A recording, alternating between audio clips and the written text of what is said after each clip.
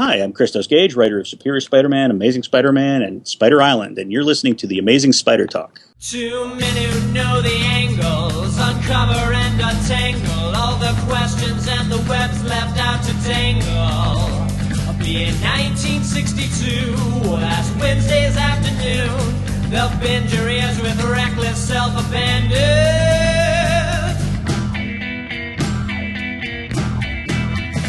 The Amazing Spider Talk. Oh, the Amazing Spider Talk. Come swing through the air, sit back and prepare for the Amazing Spider Talk.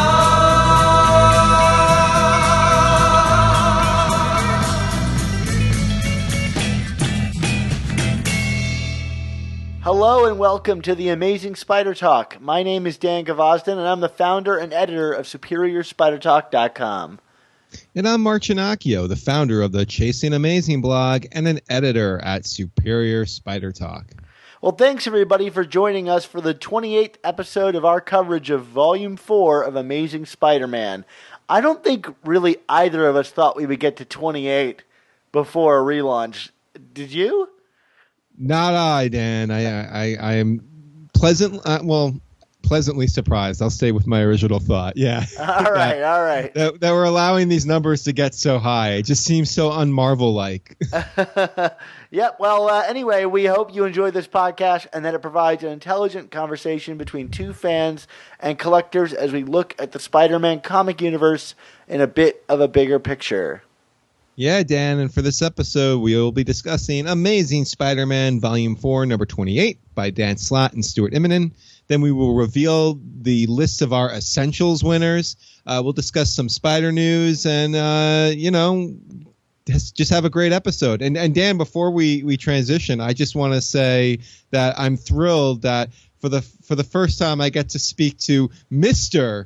Dan Gvozden. Oh, wait, no. Damn, I messed it all up. Dan got married, and that's hence the hiatus. And congratulations to Dan, and it was a beautiful ceremony, and it's just a great weekend overall. Yeah, I didn't want to do the Mr. Sandiford joke to you because I figured that would tick you off too. No. Thank you, Mark. It was a great time, and sorry for the delay, everybody, but. Yeah, Mark was in the wedding, and he did a wonderful job. It was just so great, so many wonderful faces to see, and Mark and his family. And, both of our wives have been a kind of small presence on the show, so it was kind of a nice little reunion between all of us. Absolutely. And my son just adores Dan and didn't understand why Dan didn't want to play with him more during Dan's own wedding because that's how my son is. Trust me, if social conventions didn't hold that I go along with the wedding, your son and I would still be playing tic-tac-toe. Okay, excellent. Well, speaking of X's and O's, why don't we talk about what happened on the game board in Amazing Spider-Man number 28? What's new?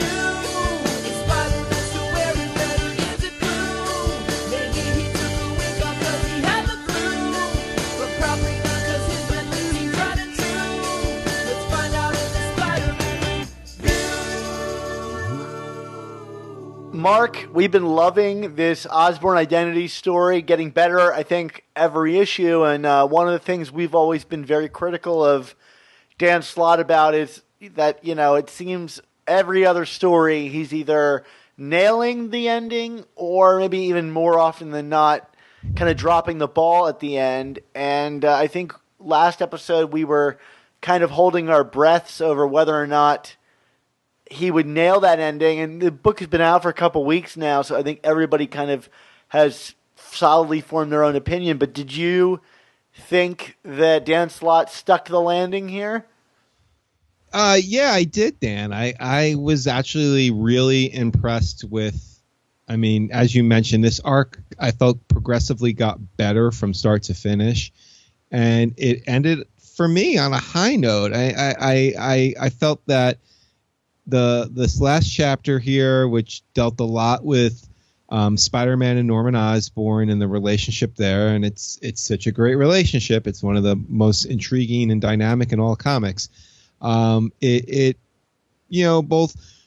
both kind of nostalgically look to the past while also kind of treading some, or not treading, but creating some new ground.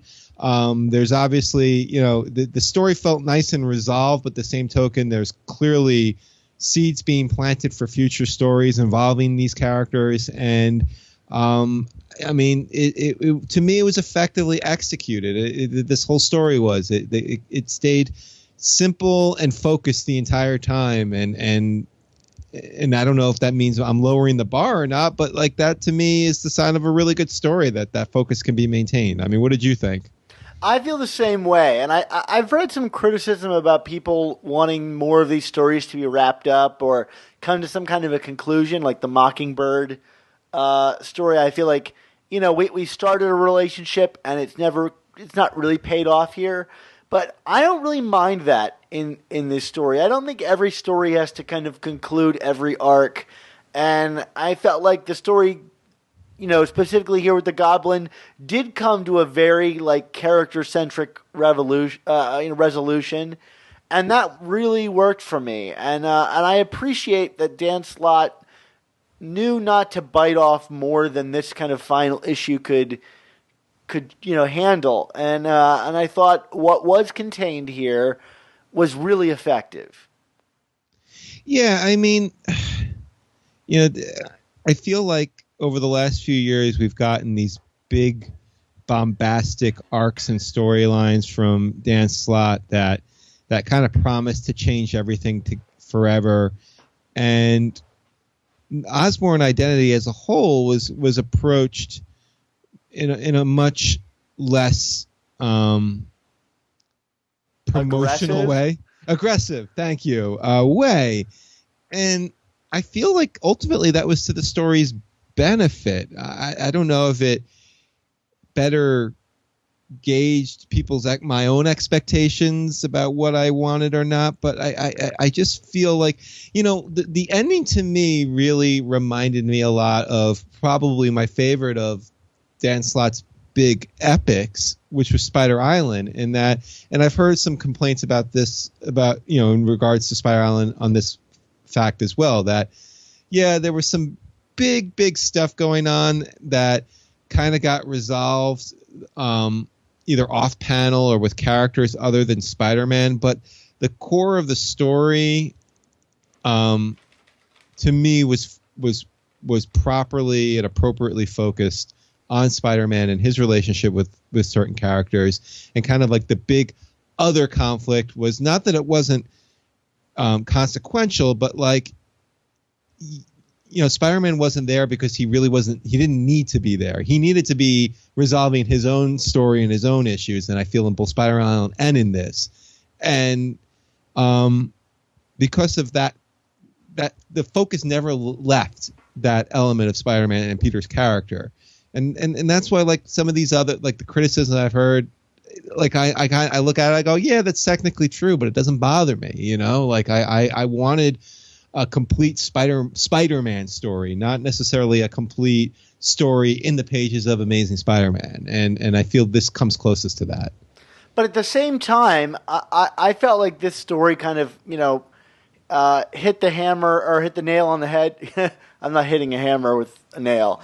Try. I might be very ineffective, but to me, this was the story that best landed what seems to me a theme of the Volume 4 run that we've had so far, which is that Spider-Man is kind of learning how to be a team member, whether that is ticking off parts of the team while appealing to others.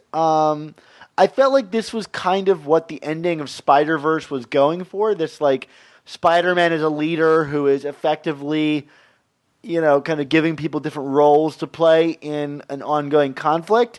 And that, we discussed that, ad nauseum, did not work for us. But here, the reason he's able to beat Norman in the end is that he's on the right side of the fight and he has good friends.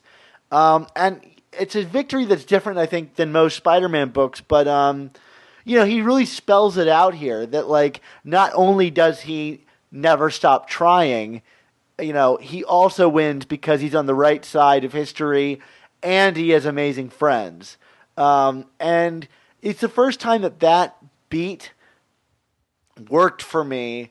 And I really appreciated it while also getting, I think, a very solid Spider-Man moment for a victory for himself. How did you feel about how the friends are kind of handled in this story? I feel that it just all felt appropriate and not heavy-handed. I had some fears initially, specifically in this issue, because the way it starts off is, Silver Sable is kind of calling the shots and being very aggressive in dealing with the conflict in Symkaria, to the point where, like, Spider-Man even kind of cracks a joke, like a self-effacing joke, like, oh, I'm being put in the corner kind of a thing. And I'm thinking to myself, here we go again. This is like Spider-Verse all over again, where it's like Peter saying, I'm a leader, but it's really like Silk and Captain Britain, Spidey, and all these other characters like calling the shots and acting like leaders and doing stuff, and Spider-Man's just goofing around and then like making out with Silk by candlelight.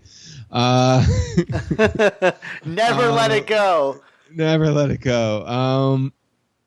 But like then I feel like they kind of just let the Amazing Friends deal with the other part of the other half of the mission, so Spider-Man could deal with the more personal part of the mission for him. I mean, and again, like I just keep going back to Spider Island. I mean, like Spider Island, it was through his amazing friends that they were able to defeat the Spider Queen. But the fact of the matter was, the personal crisis for Peter, for Spider-Man in that story was, kind of coping with this idea of all these people having his powers. What does that mean for him, and trying to resolve that.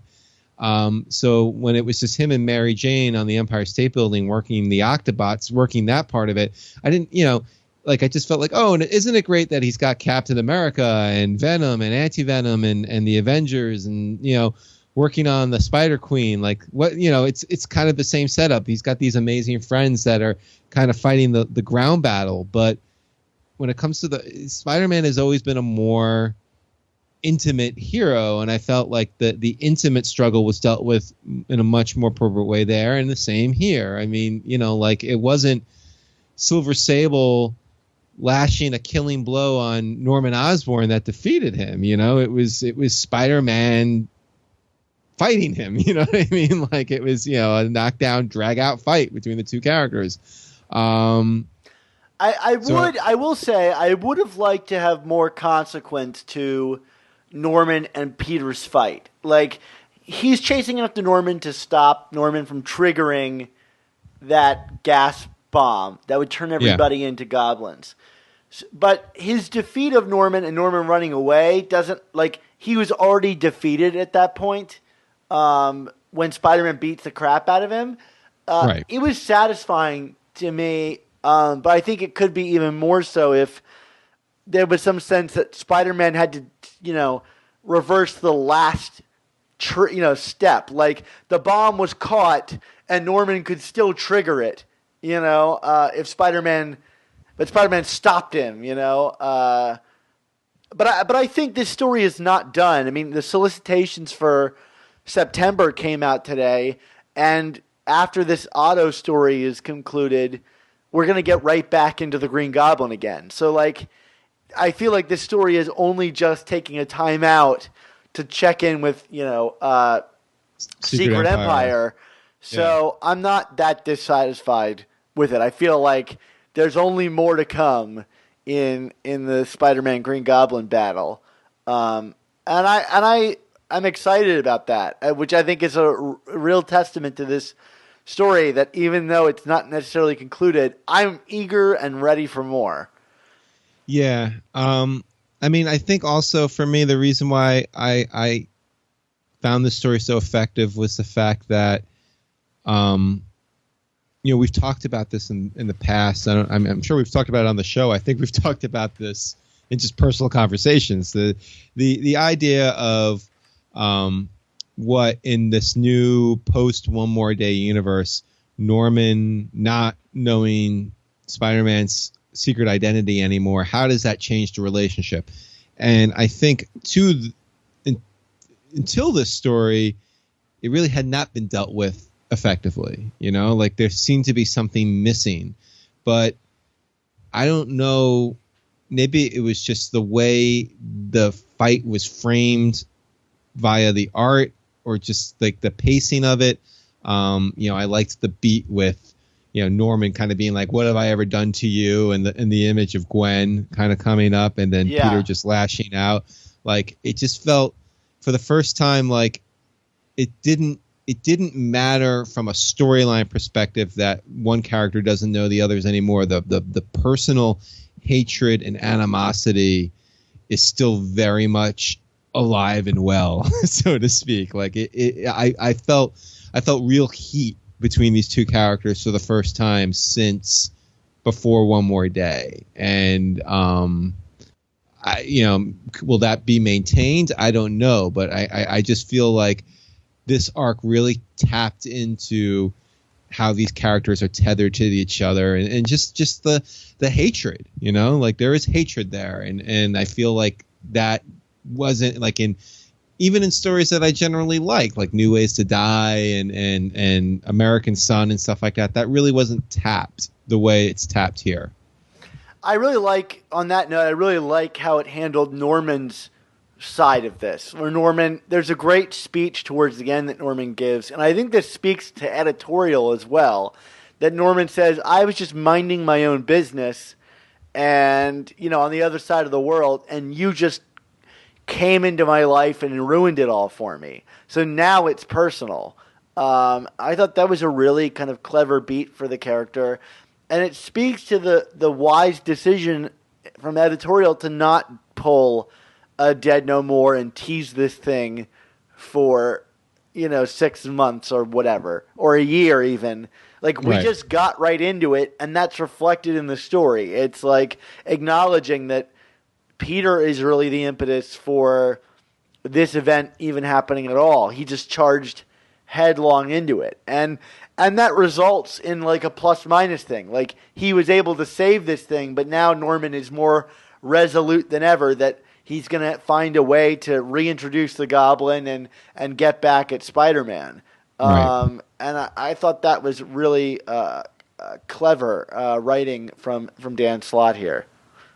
Definitely. And like you said, I mean, it's just making characters and their motivations and their feelings very clear. There's no subterfuge going on. It's just simple and effective storytelling. And I feel foolish like emphasizing the simplicity of it all over and over again. I mean, these are modern stories, and haven't we evolved as people to expect more out of comics? But like, I kind of feel like, no, I just like having such a simple, straightforward story about characters and their relationships and how their actions affect one another. Like, that's at the core of what I want to see in a superhero comic, like that's what I read for. And like any Spider-Man comic, it's got the classic element of, he gets a win, he beats the Goblin, but he also gets a negative, and he loses S.H.I.E.L.D., as is one of his major clients. I don't know if we're going to see if it's a slow decline for Parker Industries or one final thing is going to take it out from underneath it. But, this is the longest telegraphed decline of an industry ever. Right. Well, it's a long telegraph, but the same token, I actually, in its defense, kind of prefer this to. When this whole Parker Industries thing started 2.5 years ago, I really was expecting. Well, 2 years ago, 1.5 years ago, I really was expecting like we were just going to get to a point where, because of something stupid or whatever, like the whole house of cards would fall down, and Peter was back to being poor and a joke and a loser, and kind of seeing something more incremental to me is more realistic and makes more sense and allows for more stories to be told. It's actually making the whole decision to go in this direction seem more smartly planned and not just a gimmick. Yeah. So I'm fine with it. It's still being telegraphed. I mean, I think we said from the very beginning that this won't last, but it's kind of refreshing to see them sticking with it at the same time. Yeah. I want to get your feeling on this. I thought that the Norman battle was really awesome. And you seemed to say the same earlier. Really well paced. Imminent art is out of this world. And the coloring too in this book is just delicious. Yeah. And that might be because I'm learning how to color right now. So I'm like extra appreciative of it because it's really hard. Yeah. And you'll probably hear me talking a lot more about coloring as the days go on. But just another note, I loved the kind of retconning of why the goblin doesn't reuse his gags. Even though I would love to see his ghost and frog weapons return in a kind of like weird way. But there's a moment, you mentioned it earlier where he says, "What have I ever done to you?" And the image of Gwen pops up and you see Peter's eyes like dilate or whatever or narrow. And he charges at him out the window of this castle. And we get a moment later where, they're both powerless, where they're both landing in the snowbank. And Norman says, "Oh, you knew that there was snow here." And Peter says, like, "Tell yourself whatever you'd like." And to me, that's like an admission that he was like ready to kill himself and the goblin just to end this thing. Like it was a suicidal action to some degree. That Peter didn't know there was a snowbank.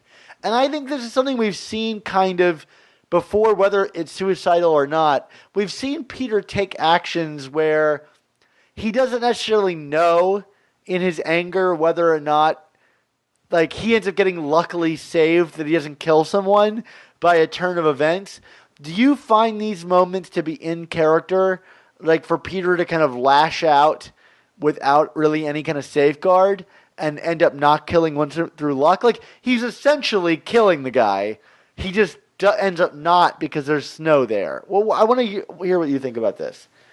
I mean, I can't speak for every single scenario, but I guess I didn't read the scene quite the same way you did. I mean, I think that Peter was undoubtedly being impetuous to a degree and impulsive. Not impetuous, impulsive.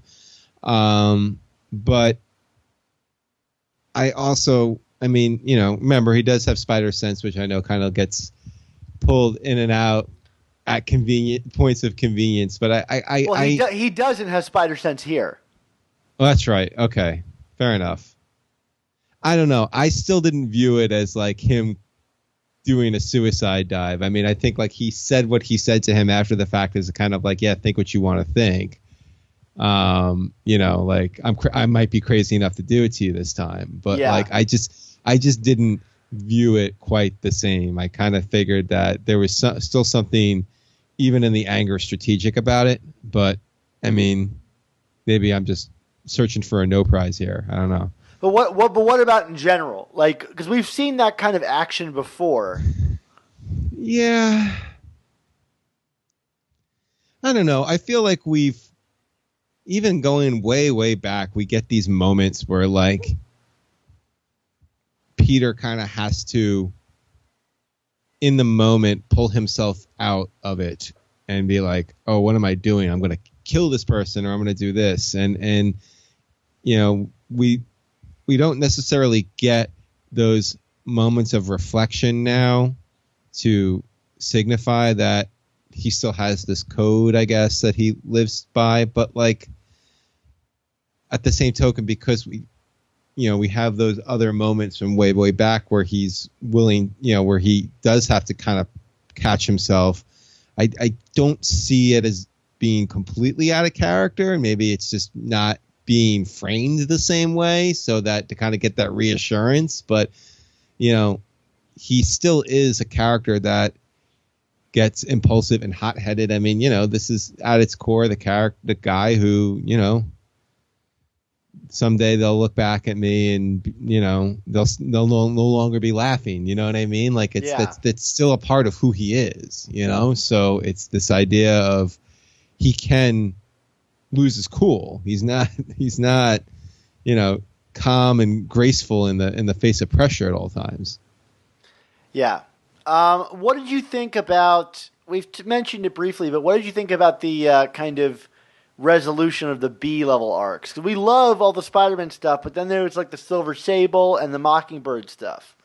Yeah, I mean, I have more opinions about the Sable stuff. I mean, for me, that whole fight sequence with was it the Countess or whatever? Yeah.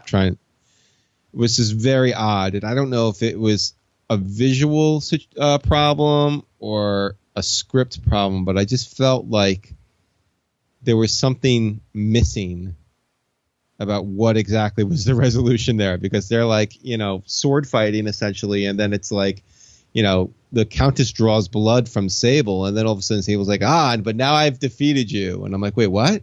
Yeah. The tables turn very off page. Yeah. Very off page. Completely off page. Yeah, so I don't know if there was a panel missing or just the art wasn't clear. But yeah, we needed more there, because I did not I mean, I'm guessing that there was some kind of protection spell that was cast on the Countess, and by injuring her, she then became exponentially weakened or whatever, but we didn't see Sable injure her, did we? No, we didn't see Sable injure her.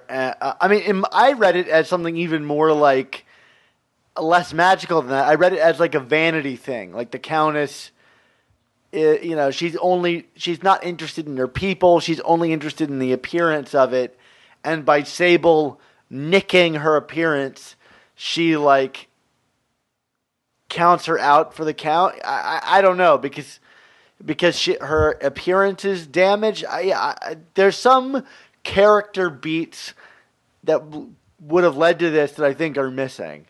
Yeah, well, whether it's vanity or magic, we're missing story here. You and I can't agree on it, or came to different things, means we're kind of missing something.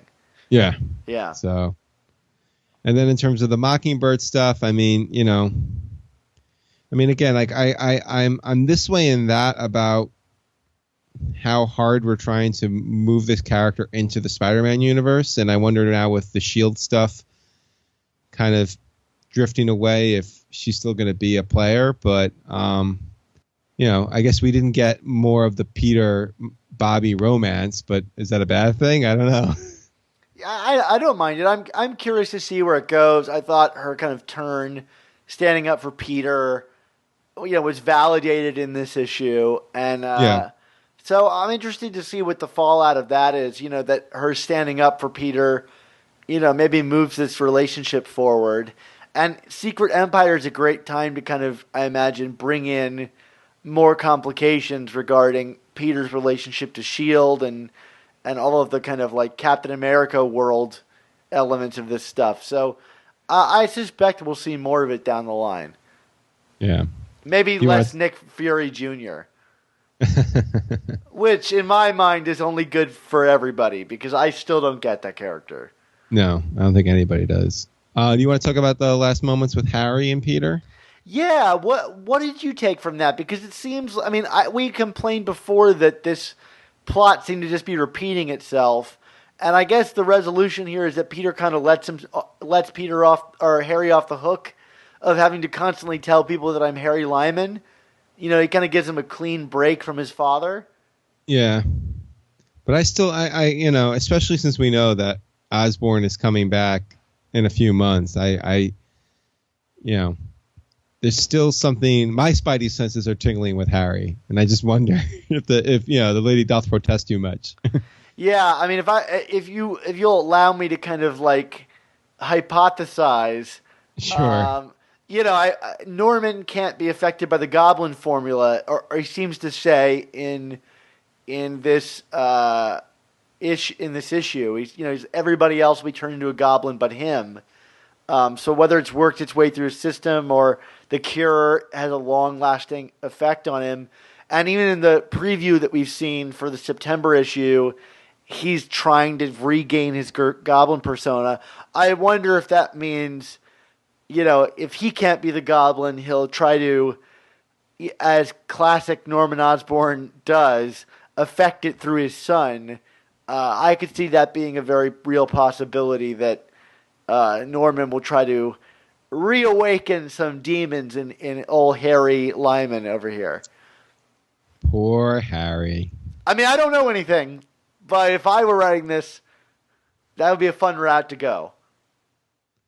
I just want to share very quickly, Dan. I was recording another podcast with somebody, and we were talking about the Harry Osborn on drug issues from the early 70s, the no comic code ones. You were cheating on me, Mark? Is that what you're trying to say? Yes, exactly. God, so needy.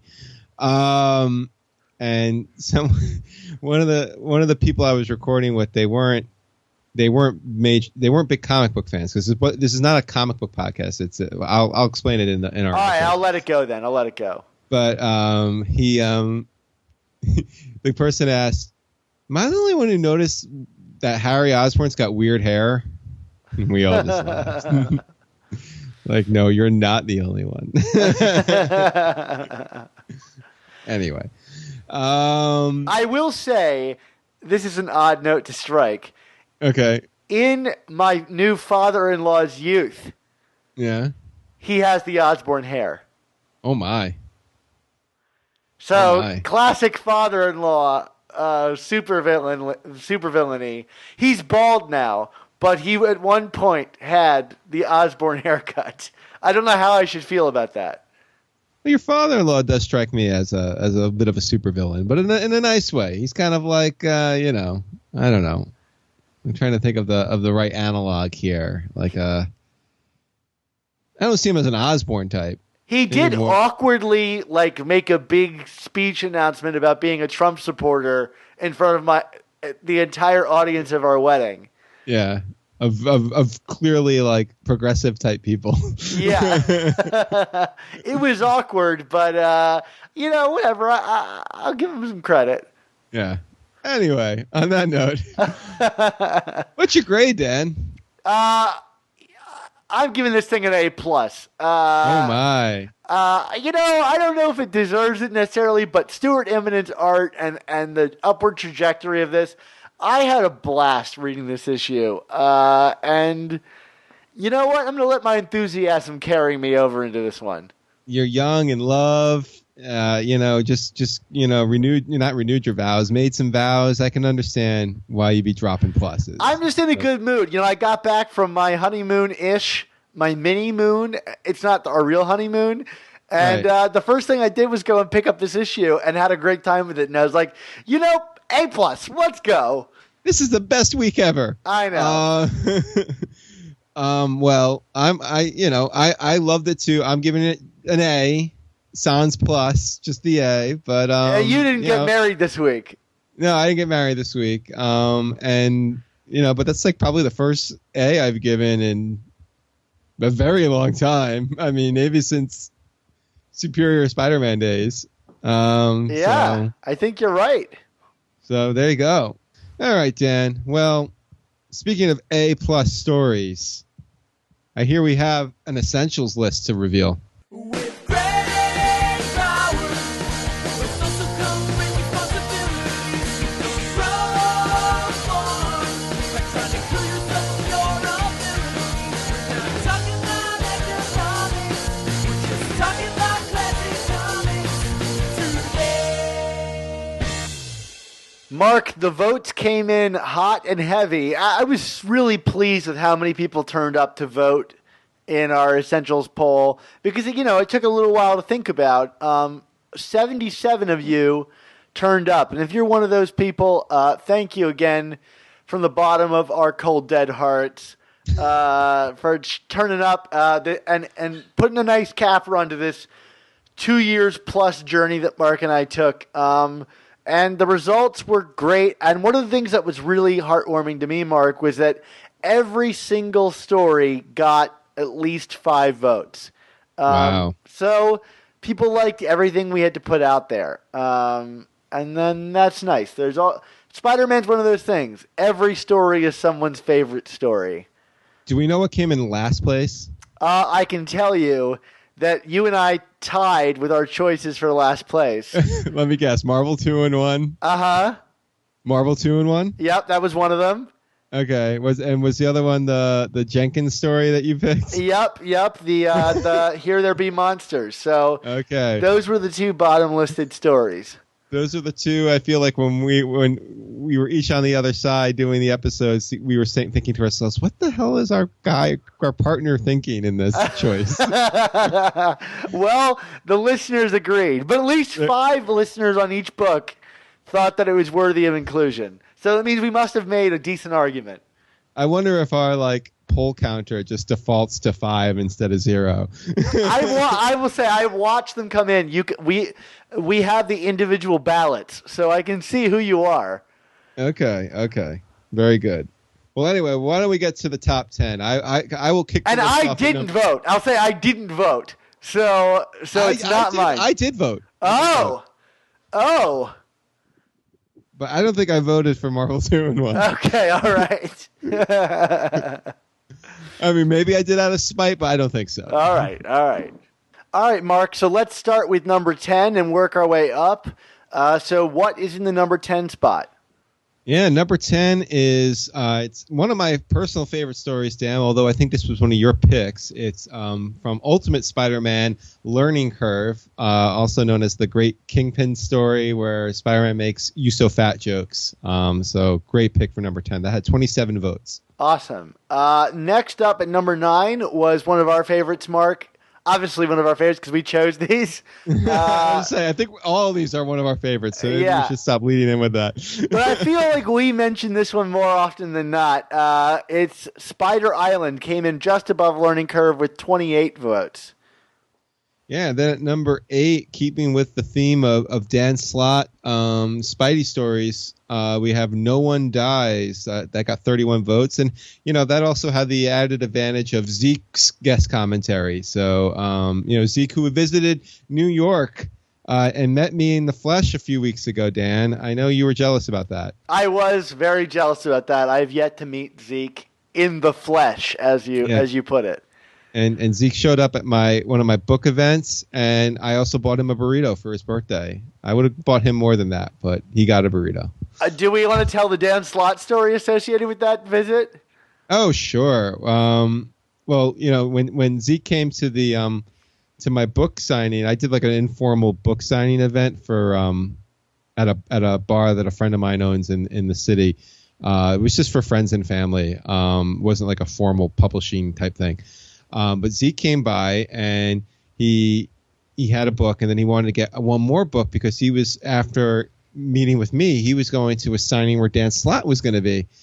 And then he's like, I want to bring a book to Dan Slott, and I want him to sign his chapter in the book. And I'm like, okay, sure. And then later on, we both get he texted both of us this, right? Yeah, Dan Slott signed his page, and he was chapter 65 in the book. So Dan Slott was both making 2 jokes. One of them was oh, Lisa, I thought I'd be 69, haha. And then he's like, but I'm only 65. So I enjoyed that immensely, and thank you, Zeke, for getting the book in front of Dan Slott. Very cool story. All right, so next up on the list was one of your picks. Number 7 was Best of Enemies, which came in at 34 votes. Another really good story there. Yeah, another Spidey Harry Osborn story. Number 6 is yet another one of my picks, Dan. It's The Return of Venom, which is ASM 315 to 317. That's the first post ASM 300 arc with McFarlane and Venom. Great story. what's at number 5? Number 5 is another one of your picks. It's the Spider-Man Blue story, which came in at 44 votes, and that was an awesome episode to think back on because we had my fiance at the time and your wife on. Were we engaged at the time? I think we were engaged at the time. You were absolutely engaged. Okay. No, you were No, not I was engaged. not. I was not engaged. That was the wedding episode that you were engaged for. So, That's true. Boy, we've been doing this a long time. Yeah, that was 2 Valentine's days ago. Yes. But another cool episode. Yeah, absolutely. And then at number 4, yet another Mark pick, because you gave me all the good ones. With 45 votes is Nothing Can Stop the Juggernaut. Awesome. And then above that, I think is a me pick. Clearly, we put so much effort into this. It's The Goblin Unmasked, number 46. A pretty strong standing for the Goblin on this list. Yeah, well, people say he's number 1, and I don't think we curated enough good Doc Ock stories. That's problematic. I kind of realized after the fact, but alas, people were not as hot on Superior as I thought they would be. Yeah. Number 2 is your pick, and honestly, like if I had my druthers, this would probably be our number 1 on our list. But it's The Kid Who Collects Spider-Man with 50 votes. That's a lot. That's a lot from you, someone who didn't even want to include it.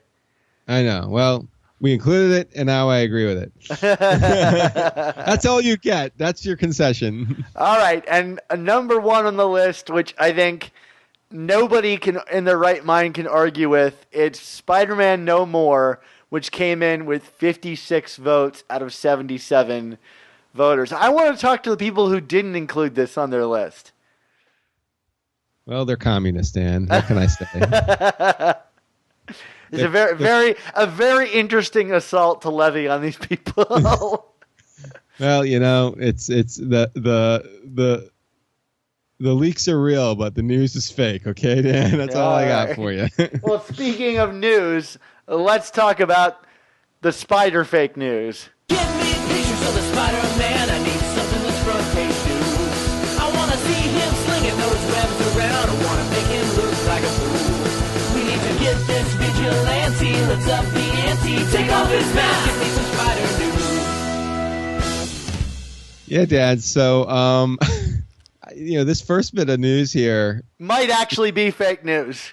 This really might be the definition of fake news. So we're getting some movies from Sony that are Spider-Man spin-off movies. We have a Silver Sable Black Cat movie, finally, because everyone demanded that. And then the long rumored movie, which I think is at least something that Sony has been kind of brandishing for a while, Venom, and that's going to have Thomas Hardy in it as the lead, which is an awesome casting choice. Yeah, although we have differing opinions on the Dark Knight movies, or at least him as Bane. Well, we have similar opinions on how good of an actor Tom Hardy is. I guess so. It's a good choice for Eddie Brock. I just hope he's not, Spider-Man, I'm going to order a milkshake, and all the people here in the stadium are going to see. Whatever. I like how you threw in Daniel Day-Lewis in there somehow. Yeah, well, newly retired Daniel Day-Lewis. Yes, absolutely. But anyway, but what's most troublesome about these movies, besides their existence, is we're getting very conflicting stories about where these fit into the Sony Marvel Studios arrangement that was made a couple years ago that brought Spider-Man into the Avengers universe, and then of course is part of both studios are co-producing Homecoming that's coming out in a couple weeks. These seem to be Sony movies through and through, but Sony made some comment recently like, no, but they're part of the MCU, and Kevin, is it Feige? I always say his name wrong. Feige. Kind of gave a look that was compared to Ben Affleck being interviewed about Batman versus Superman and hearing sounds of silence in the background. So, yeah, Dan, I don't even know what to think about this stuff anymore. So, yeah, Amy Pascal seems to think they're in the MCU and that Tom Holland could show up in them. And I'm sure Marvel's not super keen on that happening.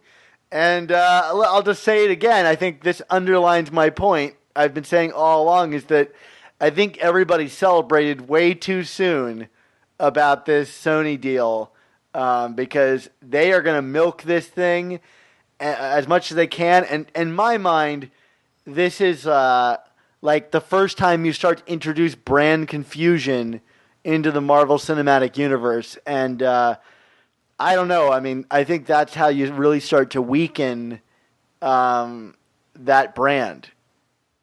It wasn't worth it. Yeah. Well, that's a great point. And you know, I think Marvel Studios 10 times out of 10 wants Spider-Man in their universe, but you know, unfortunately, it seems to be coming at a cost of dealing with a studio that doesn't have their stuff together as much as Marvel does, and are they going to get dragged down to Sony's level because of it? You know, like it's very strange. I mean, Dan, I think I've said this to you. I might have even said this on the show that, you know, my initial theory about this whole thing when at least when Venom was announced was like I saw this as some kind of like leverage move from Sony because maybe like with Homecoming being in the vault, so to speak, that, you know, maybe they were negotiating something for future movies and licensing, and Marvel is kind of playing hardball. So Sony's counter was fine. If you're gonna play hardball with us, then we're gonna continue with our own independent universe. And once our deal expires and after X number of movies, you know, Tom Holland or whoever we choose as Spider-Man will have something to come back to.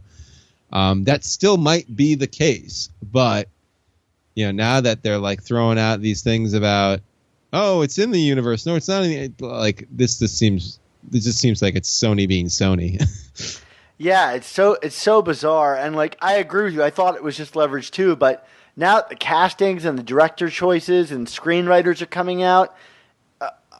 I mean, who's to say where this goes? I think it's going to be just confusing as hell. and let me just say, without, I mean, putting aside any politics or, you know, brand confusion or anything like that, I just think flat out, this is my hot take, these movies, like a Black Cat Silver Sable movie, well, Black Cat Silver Sable movie, I don't even get why they're making that movie. Like, these are not, to me, I guess Black Cat to a lesser degree, but certainly not Silver Sable. I don't see this as a character you build a movie franchise around. But even with, but Venom, especially Venom, I don't see how these movies work without Spider-Man. Like, I think they will just be, if they do not include Spider-Man in some capacity, I think they will be bad movies. Because then it's like, you know, why do they need to be Venom and Black Cat or Silver Sable? Why can't it just be, you know, black spider suit wearing guy? Well, I think that's what it is, you know? Like, I think that's what Sony's saying, is that Spider-Man will be in these movies, and tough luck, Marvel. I mean, I mean, I'm sure Marvel's definitely thought about this more than us two random dudes on the internet, but like, maybe Marvel didn't realize just how inept Sony was. Right. I don't know. We're going to find out, and it's going to be real weird real soon because, you know, these things are on track to be produced, you know? Well, Dan, I hope you've invested in popcorn futures. I mean, or lack of it. I don't know who's going to go see these things, but we'll see. Well, yeah. I guess in more pleasant news for people who play video games still, which is unfortunately is not me. There was a new Spider-Man game announced at E3 that, I mean, even I watched the video. This game looked freaking awesome. Yeah, we saw a little bit of it last year at E3, And this year it expanded. We got to see actual gameplay of this thing, and it's coming out still like a year from now. But it looks awesome. It's like that dark. It's like those Batman games, Arkham Asylum games, given a Spider-Man coat of paint. But I don't know. In my mind, it seems like they've kind of fixed or found a solution to all the things that have kind of dogged Spider-Man games in the past. Like, we finally getting kind of like bullet time here, which I think allows you to kind of deal with the speed of Spider-Man. It looks like a hell of a lot of fun, Mark. I can't wait to pick it up. Yeah, I mean, I think the last true Spider-Man game I got on a console was Ultimate Spider-Man on PS2 back in the day. That's a fun game. It is a fun game, but it still didn't completely scratch that itch for me. Yeah, one of the things I'm refreshed by how like they're bringing in a lot of Dan Slott stuff. Because I'm sure that Mr. Negative is, not the A-level villain. And there's a lot of hints at, like, Mayor Osborn in this game. So, like, I'm really pleased that this is, like, an alt-universe thing that has nothing to do with any other Spider-Man property, while also kind of shining a spotlight on some villains that are really cool that maybe haven't seen the light of day before in a video game. But one of the things I'm concerned about is how often even just in this like 9-minute trailer, we see it dipping into like cutscenes and QuickTime button press events. I hope the whole game isn't like this, where we're kind of watching an interactive movie, albeit a really cool interactive movie. What I like about the Ultimate Spider-Man game was how much you got to play with the web mechanics and physics. And I hope that's true here as well. Well, Dan, unless my 5-year-old can convince my wife to get a PS4, I will not be playing it. Well, you'll have to come over and play on mine. I'll just have to come over to LA. You have a PS4 too? I do, and I have a Switch. Yeah, it's bad. You have Xbox? I don't. All right. I'm not into the first-person shooters, and that system is a lot of first-person shooters. Like even when I was like an avid video gamer, I never had more than one console. I never did either, but Nintendo really let me down with Wii U, so I got into the PS3 and PS4, and now I'm kind of, I can kind of afford to do both, so why not, I guess? I don't know. Oh, I'm sure Amy can give you reasons why not. Yeah. No, actually, she treats them like movies. We were watching the Spider-Man trailer, and she said, "You're not allowed to play this game without me there because I want to watch this as a movie." And I was all right, it's fair. With the video games have gotten to that point now that they can kind of be enjoyed that way. All right, hold on to that woman, Dan. And we play a lot of Mario Kart together now, so that's been a lot of fun. Mario Kart is a relationship builder. I will give you that. Yeah, but, absolutely. All right. So last note. Looks like we got a little extended trailer for the animation for Marvel's new Spider-Man animated series. It looks pretty nifty, and looks like they're obviously kind of leaning on the Tom Holland stuff pretty heavily here, right? Yeah, it's like a younger character. He's not even in his full costume yet. I like the new costume design. I don't love the new animation style, but I thought, and I've not watched Spectacular Spider-Man, but I thought that the character was very animated, and the way he like flipped around and used his webs to zip through the subway and stuff, and the kind of New York jokes with the Metro card, I thought this was a kind of cool animated style and grounded version of the character that I've not seen on TV before, and it's probably because I'm really out of it. But you're a fan of Spectacular Spider-Man. Do you think the animation is comparable to that? I think so. Yeah, I mean the animation looked pretty good. I mean there was some things that looked a little awkward, but I mean if I'm flipping through the channels, I'll see. Is this Disney XD? Is that what channel? Yeah. I don't think I get that anymore. We downgraded our cable package, and there are random cable channels that I just mysteriously don't get anymore. Well, I guess neither of us are going to be watching it, but it looks pretty cool. Yeah, it looks cool, Dan. And speaking of cool. Let's have a cool goodbye. All right, I like that. So, of course, you can find all of our new Amazing Spider Talk and old Superior Spider Talk podcasts over at our fabulous website, superiorspidertalk.com. But you can also find us on Apple Podcasts, Stitcher, Google Play, and YouTube by searching for Amazing Spider Talk like you do. That's the show you're listening to. And as always, we implore you to leave us a review because it's how we help spread word about the show and get ourselves up in those rankings, which are also important to us. Additionally, be sure to check out our brother podcast, The Ultimate Spin, if you want to keep up with the adventures of Miles Morales and Spider-Gwen Stacy. Dan, I guess maybe now's a good time to kind of drop a little bit of our own little navel-gazing news on the masses. This is what you're listening to right now is going to be the last episode of Amazing Spider Talk in this format. We're going to be changing things up in a couple of weeks. Is that a fair assessment, Dan? Yep, I think it is. I think in about a week's time, maybe a little longer, we'll drop an episode with a more clear picture of what we've got planned, but expect some really radical changes to the show. We'll talk a little bit then, I guess, about why we're changing up the show so radically. But I guess in brief, we put it now is that we're 164 episodes into this format that we've been going on for quite a while. And not that we're burned out from it, but Mark and I kind of want to, I guess, get away from Marvel's publishing schedule and kind of take the podcast under our own hands. Yeah. And I think there are just certain, I mean, Dan, you and I are both very passionate, knowledgeable Spider-Man fan. I hope we're knowledgeable Spider-Man fans. If not us, who? Right? I know. And yet there are certain things that for reasons, even with our like essential episodes, that we just have never really talked about or addressed or kind of lent our friendly banter to. And I think this new format will allow us to do that in a very clear, concise, easy to follow way.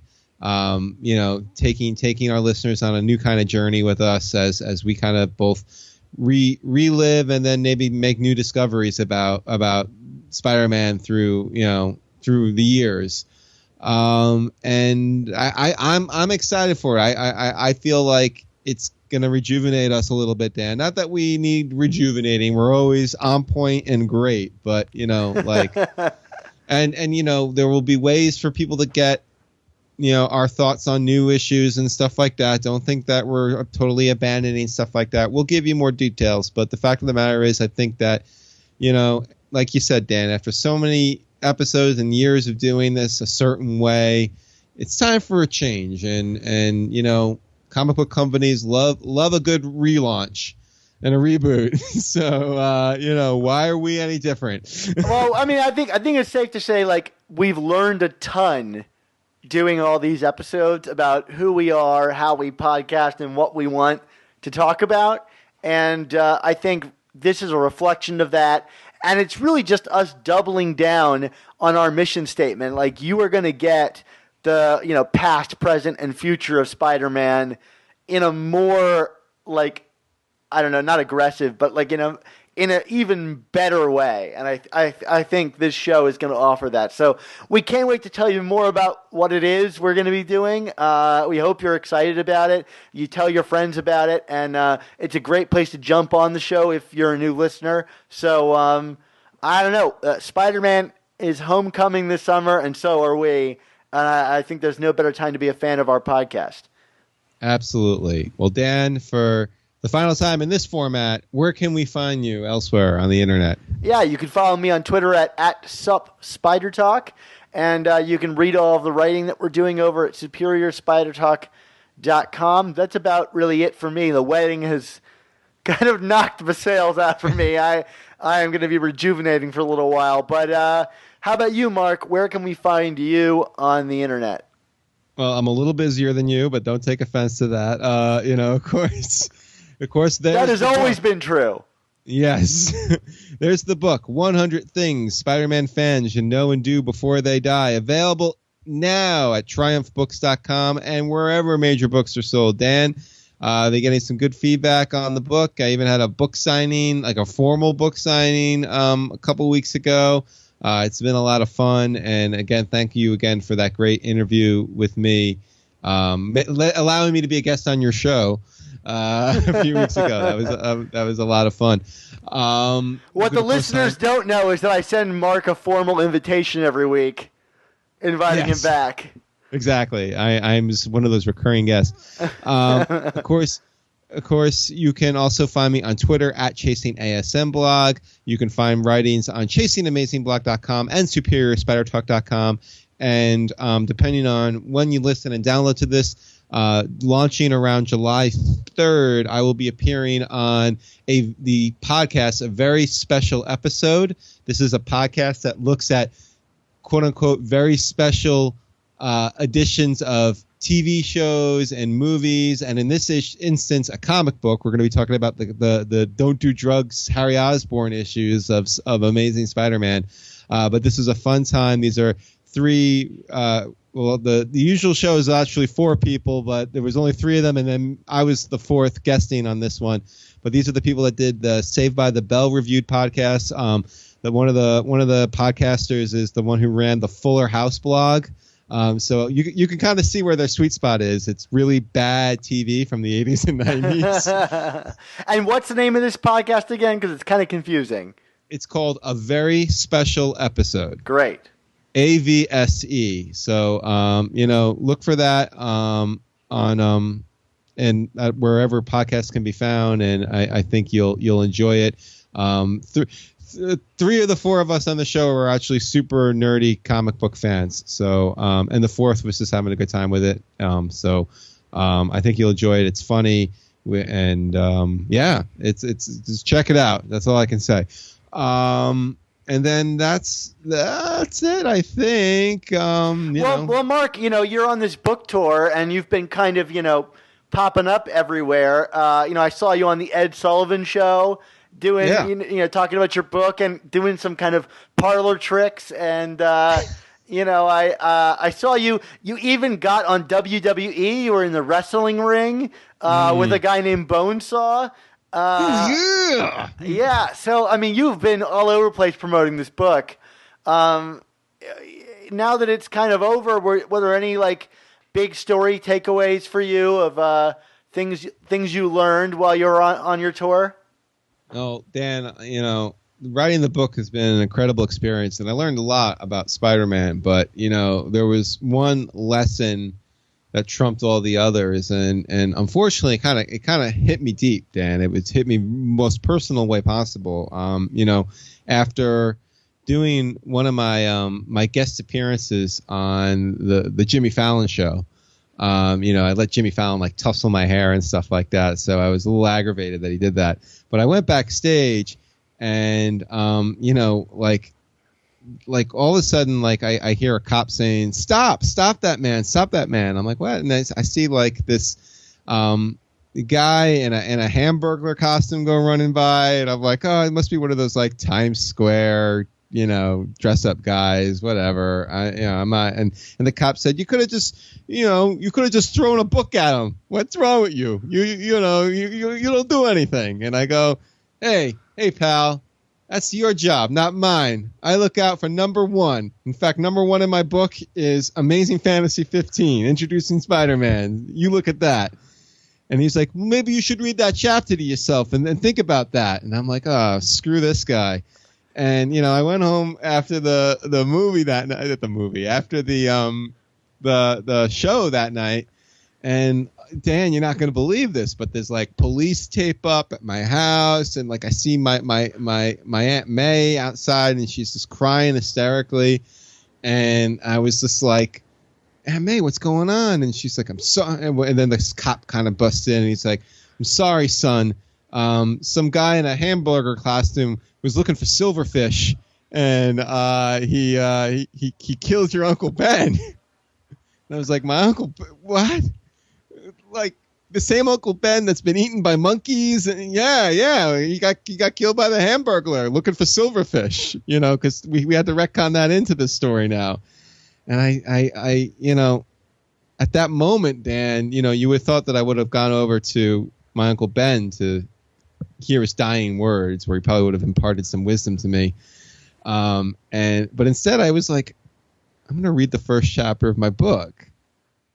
And I started reading the book, and it was this very familiar story about Peter, and letting a burglar go by him after a studio, and it was very sad. And I just kind of got bored because I've read this book a million times while proofing it, so I just jumped ahead and I went to the chapter that talked about amazing spider talk, because we appear in a book, because I got to write it. And then I remember the ultimate lesson to be gleaned from everything: with great podcasts must also come amazing spider talk.